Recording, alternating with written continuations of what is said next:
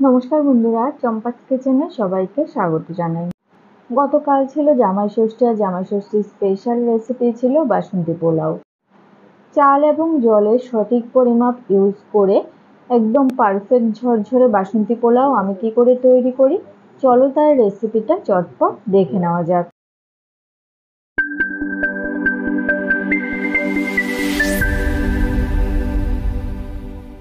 তো প্রথমে একটা বাটিতে নিয়ে নিচ্ছি 2 কাপ পরিমাণ গোবিন্দভোগ চাল। এটা কিন্তু আমাদের বাড়ির নিজের জমি গোবিন্দভোগ চাল, বাড়ি থেকে আসার সময় বৌদি দিয়ে দিয়েছিল। তো আজকে যেহেতু জামাই ষষ্ঠী, মায়ের কাছ থেকে অনেকটা দূরে আছি, তাই ভাবলাম বাড়ির থেকে আনা চাল দিয়ে বাসন্তী পোলাওটা তৈরি করি। প্রথমে বেশ কয়েকবার জল পাল্টে পাল্টে একটুখানি কষলেই চালটাকে ভালো করে ধুয়ে নেব। দেখো, ধানের অনেকটা খোসা কিন্তু জলের উপরে ভেসে উঠেছে। এইগুলোকে পরিষ্কার করে ধুয়ে একটা ছাঁকনিতে এবারে চালটাকে নিয়ে নিয়েছি। ছাঁকনির চারধারে চালটাকে ভালো করে ছড়িয়ে দিচ্ছি, আর এইভাবে মোটামুটি ফ্যানের হাওয়ায় আধ ঘন্টা মতো রেখে দিয়েছিলাম। দেখো, চালটা পুরো ঝরঝরে হয়ে গেছে। বাসন্তী পোলাওয়ের জন্য আমাদের ঠিক এরকম ঝরঝরে গোবিন্দভোগ চালই প্রয়োজন। এবারে এই চালের মধ্যে দিচ্ছি 1 টিস্পুন লবণ, দেব 1 টিস্পুন হলুদ গুঁড়ো, হাফ টিস্পুন গরম মশলা গুঁড়ো দিচ্ছি। 1 ইঞ্চেস আদাকে একটা গ্রেটারের সাহায্যে গ্রেট করে এর মধ্যে দিয়ে দেব। চাইলে তোমরা আদা বাটাও কিন্তু ব্যবহার করতে পারো।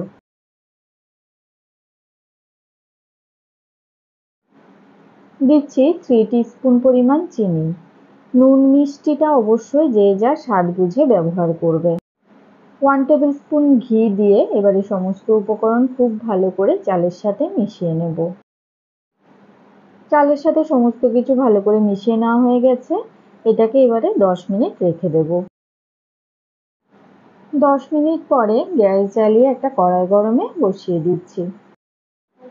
গ্যাসের আঁচটা হাইতে রেখে কড়াইটাকে ভালো করে গরম করে দিয়ে দিচ্ছি 2 টেবিল স্পুন রিফাইন্ড অয়েল। তবে তোমরা চাইলে সম্পূর্ণটা ঘিতেও কিন্তু রান্না করতে পারো। গরম তেলে দিচ্ছি 1 টেবিল স্পুন ঘি। আমি তেল আর ঘি দুটো মিশিয়ে একসাথে করছি।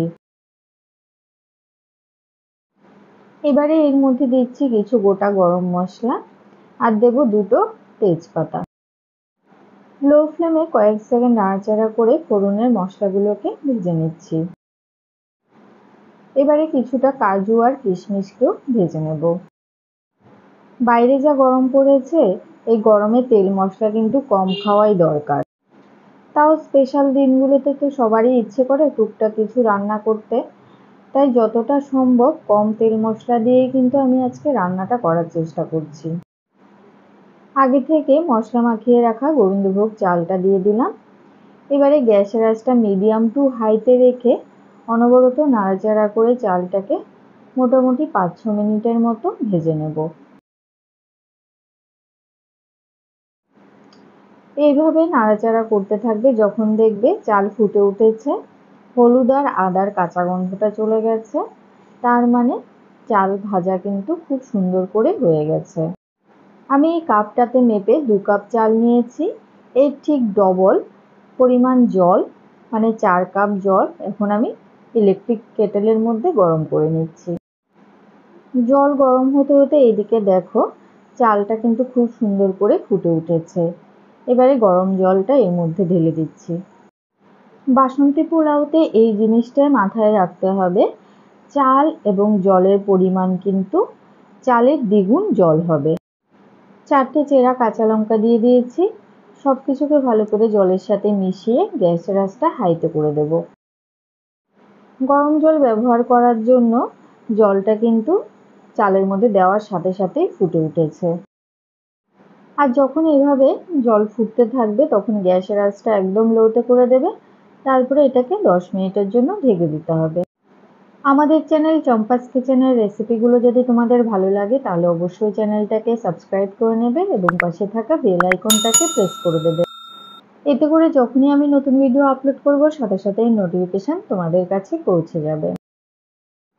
10 মিনিট ঢেকে সেদ্ধ করার পরে সবকিছুকে আবারও একবার নাড়াচাড়া করে মিশিয়ে দিয়েছি। গ্যাসের আঁচ লোতে রেখে আরও 10 মিনিটের জন্য এখন এটাকে ঢেকে দিচ্ছি। টোটাল 20 মিনিট ঢেকে সেদ্ধ করার পরে দেখো চালের সম্পূর্ণ জল খুব সুন্দর করে শুকিয়ে গেছে। এবারে সবকিছুকে আবার একবার নাড়াচাড়া করে নিচ্ছি।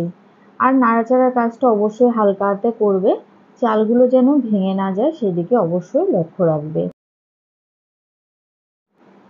আমি একটা চালকে টিপে দেখে নিচ্ছি, দেখো চাল খুব সুন্দর করে কিন্তু সেদ্ধ হয়ে গেছে। বাসন্তী পোলাও তৈরি হয়ে গেছে, তবে এখনো চালের গায়ে হালকা যে একটা জলজলে ভাব আছে, এর জন্য গ্যাসের আঁচটা অফ করে দিয়ে আরও 10 মিনিটের জন্য এটাকে স্ট্যান্ডিং টাইমে ঢেকে রেখেছিলাম। কিছুক্ষণ স্ট্যান্ডিং টাইমে ঢেকে রাখার পরে দেখো বাসন্তী পোলাওটা কতটা ঝরঝরে তৈরি হয়েছে। প্রত্যেকটা চাল আলাদা রয়েছে, একটা একটার সাথে লেগে যায়নি।